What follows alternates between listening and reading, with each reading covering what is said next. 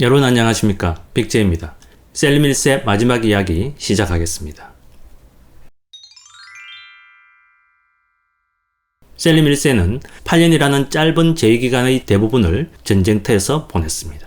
그의 첫 번째 과업은 샤 이스마일의 사파비 왕조를 전복시키는 것이었습니다.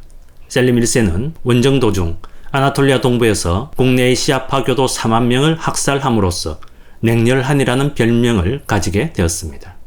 셀림 1세의 시아파 교도 학살은 오스만 제국 역사에서 19세기 말까지 가장 큰 규모의 국내 인구 학살이었고 오늘날까지도 그 참사가 기억되고 또 애도되고 있습니다. 오스만군이 쳐들어오자 이스마일 1세는 정면 충돌을 피하는 전략을 선택했습니다. 포병을 거느리느라 기동력이 떨어지는 오스만군을 이리저리 끌고 다니며 소모전을 유도한 것이었습니다. 그러나 결국 1514년 8월 23일 빈호수 근교의 찰디란에서 본격적인 전투가 벌어졌습니다. 양군의 병력 구성을 보자면 사파비군은 기병과 보병 4만 명으로 구성되었고 포병은 없었습니다. 반면 오스만군은 2만 명의 예니체리 군단을 포함해 1만 2천 명의 머스킷 총병과 500문의 대포를 가지고 있었습니다. 전투는 총과 대포를 효율적으로 활용한 오스만군의 승리로 끝났습니다. 사파비군을 격파한 오스만군은 그 여세를 몰아 사파비의 수도인 타브리즈까지 점령했습니다.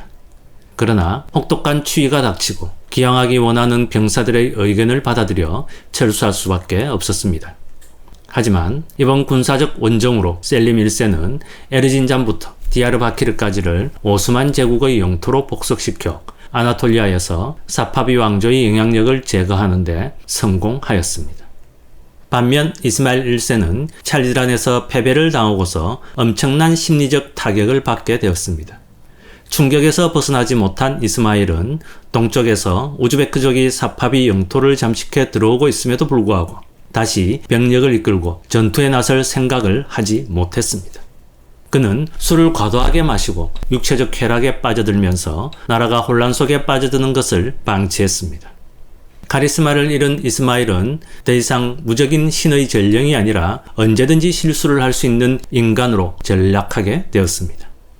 결국 정치를 재상에게 맡긴 채 술로 세월을 보내다 1524년 36세의 나이로 사망하고 말았습니다. 셀림은 찰디란에서 사파비 제국을 완파한 뒤 군사적 관심을 남쪽으로 돌렸습니다. 그는 오스만 제국이 동부 영토를 온전히 통제하려면 남부의 맘루크 제국을 제거해야 된다고 확신했습니다. 맘루크가 중동을 통치하는 한 그는 결코 글로벌 이슬람 공동체의 리더십을 주장할 수 없었습니다. 자신감이 치솟은 셀림은 맘루크 제국과의 불편한 공전이라는 기존의 정책을 포기하고 직접적인 군사적 대립 쪽으로 방향을 바꿨습니다. 또한 무엇보다 셀림은 메카와 메디나의 통치자에게만 주어지는 명칭인 칼리프라는 호칭이 필요했습니다.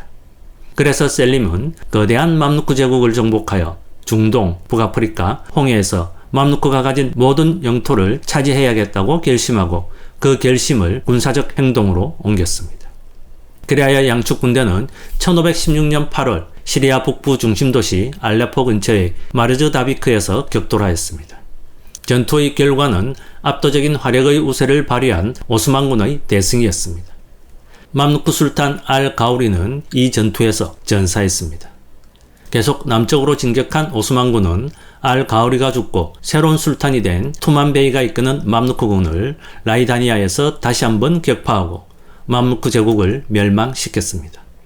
맘루크 제국이 사라지면서 셀림은 아시아, 유럽, 아프리카 세 대륙에 걸친 영토들을 통합시켜 자신의 통치 아래 두었고 오스만 제국의 영토와 인구를 3배로 늘렸습니다. 실제로 그의 뒤를 이은 술탄들 중 그 어떤 술탄도 그가 해낸 것만큼 제국의 영토를 확장하지 못했습니다. 셀림은 이제 생존한 다른 어떤 군주보다 더 많은 영토를 지배했으며 세상의 대도시인 이스탄불과 카이로를 다스렸습니다. 오스만 제국이 획득한 영토 중에서 메카와 메디나의 점령은 단순히 제국을 위해 더 많은 영토와 세입을 획득하는 데 그치는 게 아니었습니다. 이 일로 셀림은 성스러운 도시들의 보호자인 칼리프, 즉 반박의 여지가 없는 이슬람 세계의 최고 지도자가 되었습니다. 셀림 1세는 카이로 맘루크 왕조의 마지막 칼리프인 알무타킬 3세로부터 이슬람 세계의 수장 타이틀인 칼리프 직위를 이양받았습니다. 칼리프가 아랍인이 아닌 티르크인에게 넘어옴으로써 오스만 제국의 술탄이 전 이슬람 세계의 수장인 칼리프가 된 것이었습니다. 46세의 셀림은 이제 아드리아해부터 알제리까지의 지중해 해안을 통치했고, 이는 지중해 동쪽 절반에 해당하는 지역이었습니다. 흑해, 홍해, 카스피해, 지중해가 단일 국가의 지배를 받은 적은 로마 제국 이후에 이때가 처음이었습니다. 셀림은 이집트 원정을 끝내고 이스탄불로 귀환하자마자 숨 돌릴 틈도 없이 다음 원정을 준비하기 시작했습니다. 다음 목표는 로도스 섬 혹은 사파비 왕조였다고 합니다. 그러나 그는 1520년 흑사병으로 사망하고 말았습니다. 8년의 짧은 치세가 이로써 막을 내렸습니다. 1517년 오스만군은 홍해 동쪽 해안 예멘에서 이전에 한 번도 본 적 없는 어떤 식물을 보게 되었습니다. 그것은 귀하고 선명한 붉은색의 열매였습니다. 셀림이 맘루크 제국 정복에서 얻은 소득을 들자면 여러 가지가 있을 것입니다. 예루살렘과 카이로를 얻은 일, 칼리프 자리를 차지한 일, 이슬람 역사에서 가장 큰 제국을 세운 일 등. 그러나 이런 것들보다 이 식물을 얻은 게 더 중요한 결과를 가져왔고, 게다가 가장 오래 지속되는 파급 효과를 냈습니다.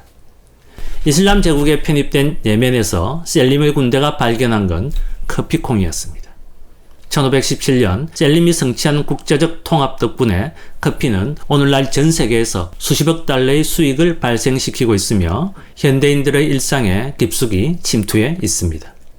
그럼에도 불구하고 서양에서는 오스만 제국의 술탄이 커피를 오늘날의 글로벌 현상으로 만든 공로를 평가해주지 않고 있습니다.